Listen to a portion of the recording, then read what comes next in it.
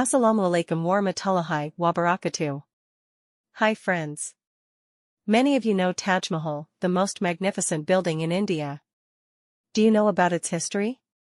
Imagine not Mughal, India was once the richest country in the world. Let's take a look at the history. The Mughal Empire was an early modern empire in South Asia. At its height, the empire stretched from the outer fringes of the Indus River Valley in the west, northern Afghanistan in the northwest, and Kashmir in the north, to the highlands of present-day Assam and Bangladesh in the east, and the highlands of the Deccan Plateau in South India. The relative peace maintained by the empire during most of the 17th century was one factor in India's economic expansion. The growing European presence in the Indian Ocean and the increasing demand for Indian raw and finished products generated much wealth for the Mughal court. There was more conspicuous consumption among the Mughal elite, resulting in greater patronage of paintings, literary forms, textiles, and architecture, especially during the reign of Shah Jahan. Among the Mughal UNESCO World Heritage Sites in South Asia are Agra Fort, Vapor Sikri, Red Fort, Humayun's Tomb, Lahore Fort, Shalimar Gardens, and the Taj Mahal, described as the jewel of Muslim art in India, and one of the universally admired masterpieces of world heritage.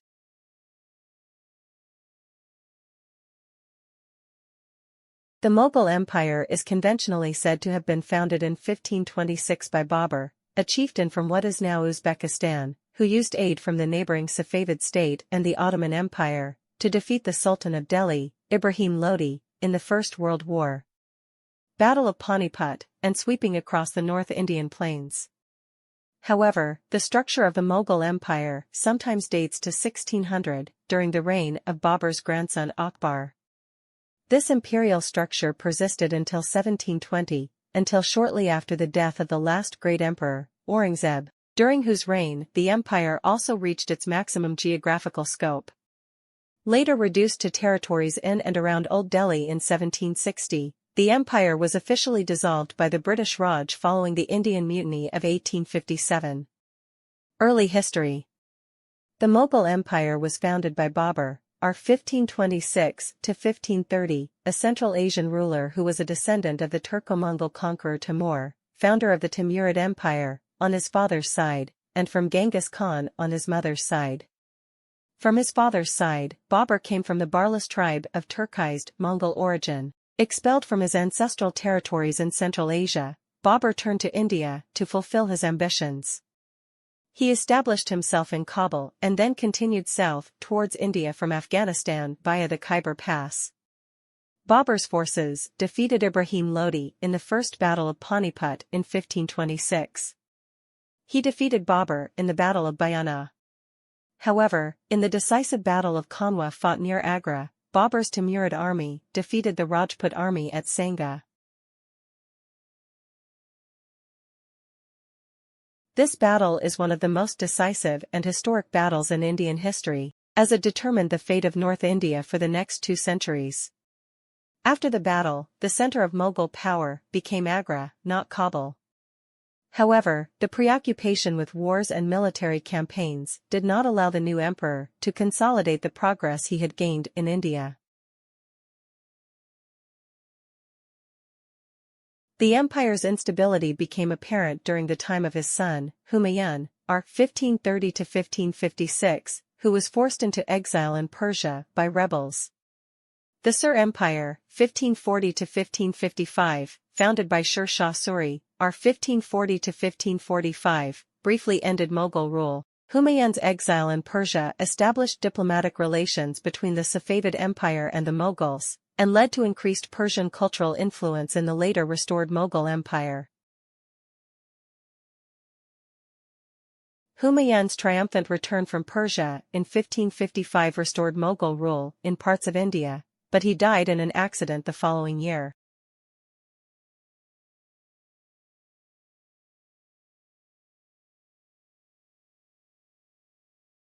Akbar, r. 1556 to 1605, was born Jalal-ud-din Muhammad, in the Rajput Fort Umarkot, to Humayun and his wife Hamida Banu Begum, a Persian princess.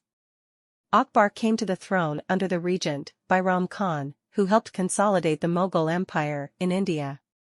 Through war and diplomacy, Akbar was able to expand his empire in all directions and control almost the entire Indian subcontinent north of the Godavari River. He created a new ruling elite loyal to him, implemented modern government, and encouraged cultural development. He increased trade with European trading companies. India developed a strong and stable economy, leading to commercial expansion and economic development. Jahangir, born Salim, reigned 1605 to 1627, was born to Akbar and his wife Mariam-uz-Zamani, an Indian Rajput princess.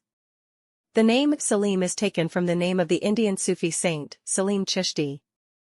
In contrast to Akbar, Jahangir came into conflict with non-Muslim religious leaders, especially the Sikh guru Arjan, whose execution was the first conflict between the Mughal Empire and the Sikh community.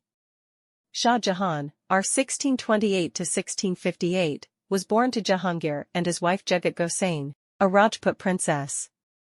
His reign ushered in the golden age of Mughal architecture. During the reign of Shah Jahan, the splendor of the Mughal court reached its peak, as exemplified by the Taj Mahal. However, the costs of maintaining the palace began to exceed the income coming in. His reign has been called the golden age of Mughal architecture. Shah Jahan expanded the Mughal Empire into the Deccan by ending the Nizam Shahi dynasty and forcing the Adil Shahi and Qutb Shahi to pay tribute.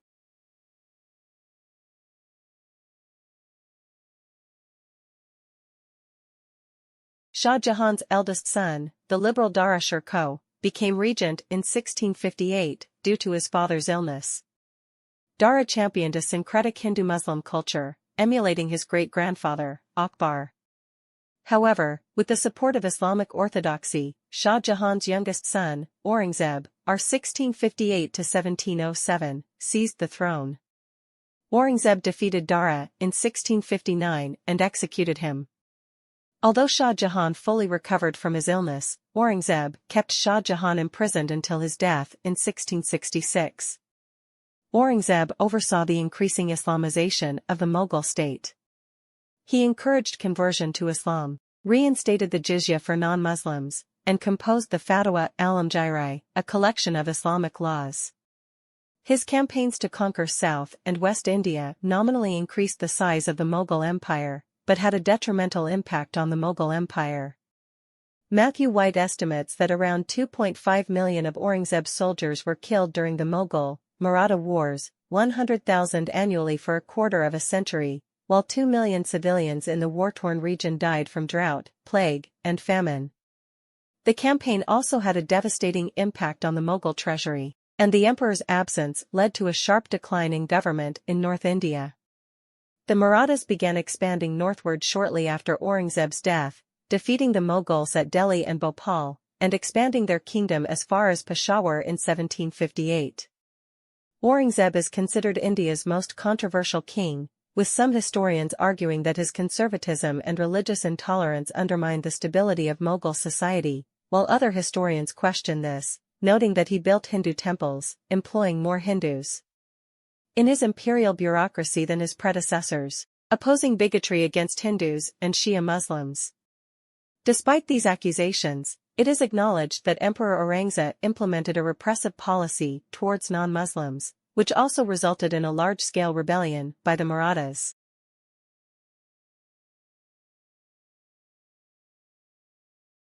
Mughal destruction. Aurangzeb's son, Bahadur Shah I, repealed his father's religious policies and attempted to reform the government. However, after his death in 1712, the Mughal dynasty began to sink into chaos and violent feuds. In 1719 alone, 4 successive emperors ascended the throne, as rulers under the rule of India's noble fraternity. A Muslim caste known as the Sadadibara, whose leaders, the Sayyid brothers, became the de facto rulers of the empire. During the reign of Muhammad Shah, r. 1719 to 1748, the empire began to disintegrate, and much of central India passed from the Mughals to the Marathas. When the Mughals tried to suppress Nizam al-Mulk, Asaf Jah's independence in the Deccan, he encouraged the Marathas to invade central and northern India. Many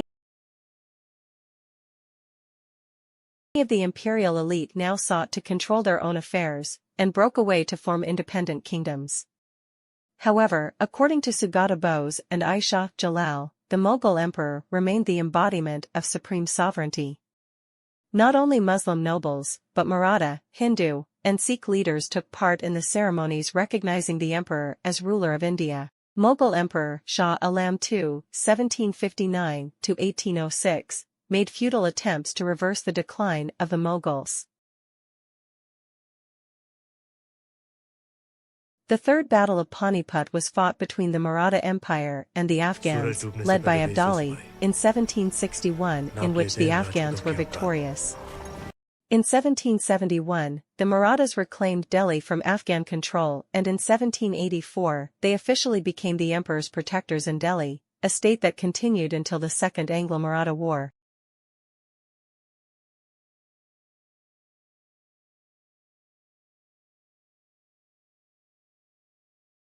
After that, the British East India Company became the protector of the Mughal dynasty in Delhi. The British East India Company took over the former Mughal province of Bengal Bihar in 1793 after abolishing local government, Nizamat, which lasted until 1858, marked the beginning of the British colonial era in the Indian subcontinent. In 1857, most of the former Mughal India came under the control of the East India Company. The Indian Mutiny of 1857 forced the British government to pass the law. This action was followed a few months later by Queen Victoria's proclamation to the princes, chiefs, and people of India, which stated, among other things, "We bind ourselves to the native inhabitants of our Indian territories by the same obligations of duty which bind us to all our other subjects." Provisions of the bill. The company's territories in India would become the property of the Queen. The company would no longer exercise its power and control over those territories. India would be ruled in the name of the Queen. The Queen's principal Secretary of State assumes authority and duties from the company's board of directors. A council of 15 members was appointed to assist the Indian Minister of Foreign Affairs. The council is an advisory body on Indian affairs. For all communications between England and India, the Secretary of State was the real conduit. The Indian Minister of Foreign Affairs was authorized to send a number of secret dispatches to India directly without consulting the council. He was also given the authority to form special committees of the council. The Crown is empowered to appoint a Governor-General and a Presidential Governor. The Indian Civil Service will be created under the control of the Minister of External Affairs. All property and other assets of the East India Company were transferred to the Crown. The Crown also assumes corporate responsibilities relating to agreements, contracts, and so on. After a crushing defeat in the 1857–58 war he led, the last Mughal, Bahadur Shah Zafar, was overthrown by the British East India Company and exiled in 1858. Zafar was exiled to Rangoon, Burma. His wife Zinat Mahal and few remaining family members accompanied him. At 4 a.m. on October 7, 1858, Zafar with his wives, 2 remaining sons started their journey towards Rangoon in a bullock cart escorted by the 9th Lancers under the command of Lieutenant Amini. Through the Government of India Act of 1858, the British Empire took direct control over the East India Company-controlled territories in India in the form of the new British Raj. In 1876 British Queen Victoria assumed the title of Empress of India. This act opened a new period in Indian history, ending the company's rule in India. The new era of the British Raj would last until the partition of India in August 1947, when the Indian territories were granted dominion status as the Dominion of Pakistan and the Dominion of India. End of story. Historian Nizamuddin Ahmad, 1551–1621, reported that, under Akbar's rule, there were 120 large cities and 3,200 subdistricts. A number of Indian cities have populations of between 250,000 and 500,000 people, with major cities including Agra, in the Agra Suba, with a population of up to 800,000 people, Lahore, in the Lahore Suba, with over 700,000 people, Dhaka, in the Bengal Suba, with over 1 million people, and Delhi, in Delhi Suba, with over 600,000 people. Cities acted as markets for the sale of goods, and provided homes for various merchants, shopkeepers, artisans, moneylenders, weavers, artisans, officials, and religious figures. However, a number of cities were military and political centers, rather than centers of manufacturing or trade. Mughal India was one of the three Islamic gunpowder empires, along with the Ottoman Empire and Safavid Persia. By the time he was invited by the governor of Lodi in Lahore, Jalal-ud-din Khan, to support his rebellion against Lodi Sultan Ibrahim Khan, Babur was already familiar with gunpowder firearms and field artillery, as well as methods for deploying them. Babur employed the Ottoman expert Ustad Ali Tsuli, who demonstrated to Babur standard Ottoman formation, infantry equipped with artillery and firearms protected by carts in the center and mounted archers on both wings. Babur used this formation at the First Battle of Panipat in 1526. In the 17th century, Indians produced a wide variety of firearms, especially large guns, seen at Tanjore, Dhaka, Bijapur and Murshidabad. Rockets and explosives. In the 16th century, Akbar was the first to initiate and use metal cylinder rockets known as bands, particularly against war elephants, during the Battle of Sambal. In 1657, the Mughal army used rockets during the siege of Bidar. Prince Aurangzeb's troops fired rockets and grenades while climbing the walls. Sidi Marjan was seriously injured when a rocket hit his large powder cache, and after 27 days of fierce fighting, Bidar was captured by the Mughals. Apart from that, Mughal also made many discoveries from the field of science such as: in the 17th century, the Mughal Empire witnessed a synthesis between Islamic and Hindu astronomy, in which Islamic observational instruments were combined with Hindu computational techniques. Chemistry.